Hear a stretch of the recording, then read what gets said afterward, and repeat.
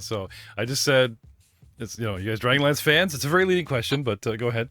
It is. It really, really is. And from watching your your YouTube and you're listening to your podcast, you bring it up quite often Okay. when you go into your interviews.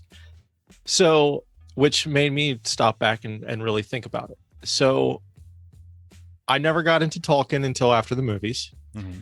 And Dragonlance was my first attempt at really picking up a book and like reading it myself before like high school, I guess you could say. Mm-hmm. Like it was middle school. I was middle school age. And I bought, Dragons of Autumn Twilight. That was the very first. Yep, that's the book Chronicles, 1981 bestseller. Yeah, it's the. I picked it up. I was all excited, and you know what? I don't think I've ever gotten past the second chapter. No. Boo. Oh dear. Boo. Like I was so I love the initial scene at the tavern. Corey, you're our new DM now for this show. Go. I loved it. I love the initial scene, and the one brother who like cast the spell and everybody's like, did you just kill everybody? That's great. Raceland. Yeah. Oh, Yes. Yes. And I have constantly gone back and told myself, I'm going to read this. I'm going to read this. I'm going to read this.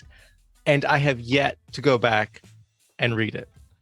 And my brother has read it, and he loved the series. And I know people who've read it and swear by the series, but no, I think the very first one was in high school for me.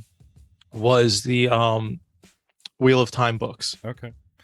The reason I bring it up is I recently interviewed a gentleman our age that was a big fan and noticed that Wizards of the Coast has no current content, and he was poo-pooing the fact that it's like there's no lore, there's no one to get interested, there's no way to get interested in this great world that it is. Aren't they in a legal dispute right now with somebody? That's what I hear. There was a lot of on and off of that, so what I understood of it is he started a YouTube channel to like an awareness thing. Like he's got these videos of unboxing board games I didn't even know of. He gets into the lore of the classes and everything.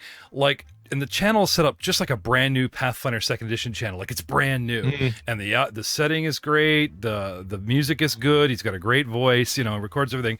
And I thought something was coming, something new. So I contacted this guy, maybe vetted him a little too quickly, and emailed, and then because our Tuesday night stream got canceled, I was like, hey, my stream just got canceled. Are you happen to be available tonight for, and he's like, yeah. So I interviewed him on the spot, and I shot a 10-20 minute thing of bonus content just for patrons of me getting him in the call and just reacting to meeting another Dragonlance fan. It's a special bonus content. And then we shot the interview and had a great time. And of course it came up, hey, would you be interested in doing the war? Would this guy be interested in, dungeon mastering the Dragonlance saga, the war? And I was surprised that he said yes. I would have to kill my Star Wars podcast to do it, but it would have to be first edition AD&D, which is like 90% theater of the mind, and which was much to my chagrin. But it would be, of course, the original modules, which have better and more content than all the remakes for 2nd edition or 3.5, all the crunching. So, yeah, like, it's in the works, right? And so I pitched it Friday night to those guys, right? Because Matt's a big Dragonlance fan. And it's the same thing. Dragonlance? Yes. First edition? Right? Yeah, I think the oldest version of D&D was 2nd edition for me that I ever did. So 2nd edition was like at a camp. Yeah. One of the counselors had it. It was a rainy day. He was like, let's play D&D. Let's play this. And we were like, oh, reason. Okay. No good reason. I was like, is there an archer? And he's like, yeah, all right, I'll play that. Yeah. The ranger. Yeah. Yeah. So my question obviously is, would that interest you guys? If I had more time on my hands, yeah, but I don't have nearly enough time on my hands right now as it is. Okay. Well, the thing is like, do you remember how we were gonna spin up Starfinder on Sundays, get it going? Then we'd switch to you, spin it up, get it going, and then we would settle into an every other week. That's what you're thinking. If I had enough excitement or whatever, because this guy has picked up 2,000 subscribers in 2 months. Right. It's taken me 4 years to get 400 subscribers. Like, there's an obvious, as niche audience as it's supposed to be, there's obvious an interest for Dragonlance still. And my thought was to use the Sunday cast, which is us, Ryan, and Matt type of thing. But again, you guys would have to be really interested. Yeah. There'd have to be the pro of, the pro of like, oh yeah, this might work, where, you wouldn't mind having every other Sunday off, or we'd shoot you for 2 weeks and then flip, Anyway, it's in discussion, so I have to bring it up. It's a long way from being a thing, No, like I said, it's not that wouldn't be interested. It's more of a time thing. Okay. But if it's shot on your slot, yeah, would you just sure. would you just want to have that time back, or would you be like, oh, I'm down to give it a go? Yeah, sure. I'm down to give it a shot. Yeah. How about that? Okay. I'm down to give it a shot. Like I said, I'm not. Okay. Well, like I said, I've never read the book, so maybe it's even better to have. Somebody that hasn't, whatever. Doesn't have any preconceptions of what their wizard is supposed to be. Well, this is a long way off. Like I said, you guys are not usually around when I start discussing. Like, I discussed Cadavers, Cogs, Steampunk with Phil at this stage 2 years ago. Right. And a year went by before we could even start. And it started Friday with another cast, and that fell apart, and they're recasting, right? Same thing with Starfinder. It was over a year ago, talks. We spun it at, so we have months, we have time to film a bunch of you before. And again, it has to be interest and blah, blah, blah, if we decided to do an every other week thing. Anyway, but I had to mention. Where is Z People? Have you heard from him? Matt just popped in. Hello. Hey. Matt and Ryan shot me I'm not available things because I keep probably lighting up their screen. So okay, but it's 7:26. It's 7 o'clock. Anyway, I gotta get my live thing ready here because we're going to go live. Because we're gonna attempt to do this like I'm doing the Tuesday night, where there's 3 different audiences, and we're really trying to bring awareness to Pen and Dragon and to your homebrew. So doing even though the pod and the video probably won't be ready to go up for, a couple of weeks or whatever, doing the live show, I found was great for kicking back my new show.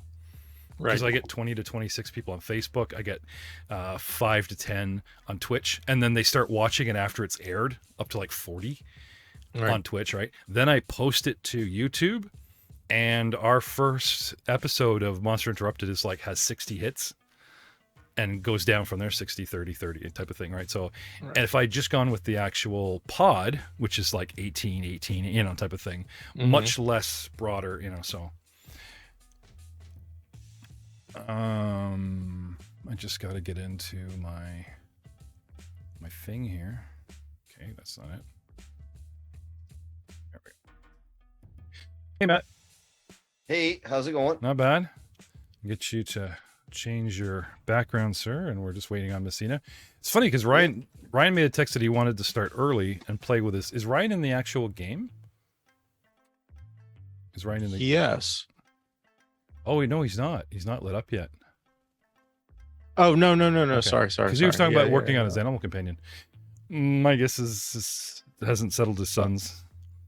Yeah. Lately he's been first guy on the call, and then all of a sudden, it'd be a kid thing, so. Yeah, he's got to put the little ones. He's got to put the little ones to sleep before he gets into it. The last. Yeah, I think the last. Yeah, the only thing I see is be there shortly. Okay. Or no, that was Matt. Never mind. I can't read apparently this evening. Whatever. Ryan, yeah. This is all right. It's all good. I think it's going to be a good game, Jerared. Yeah. But okay, so Animal Companion. There's possibly 2 different ways we can do this. They do have a sheet for familiars. And I did put that under the character selection side under Fluffy. and maybe you'll be able to pull up everything that you need for that. And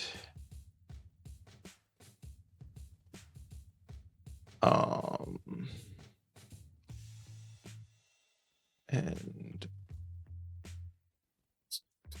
Up. Keep leaning in.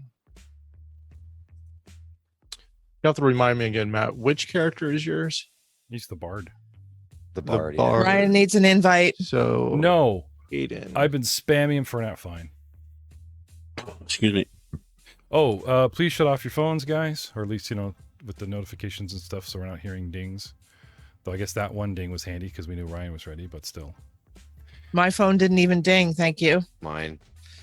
No, it's just part of the show, guys. You gotta phones off, right?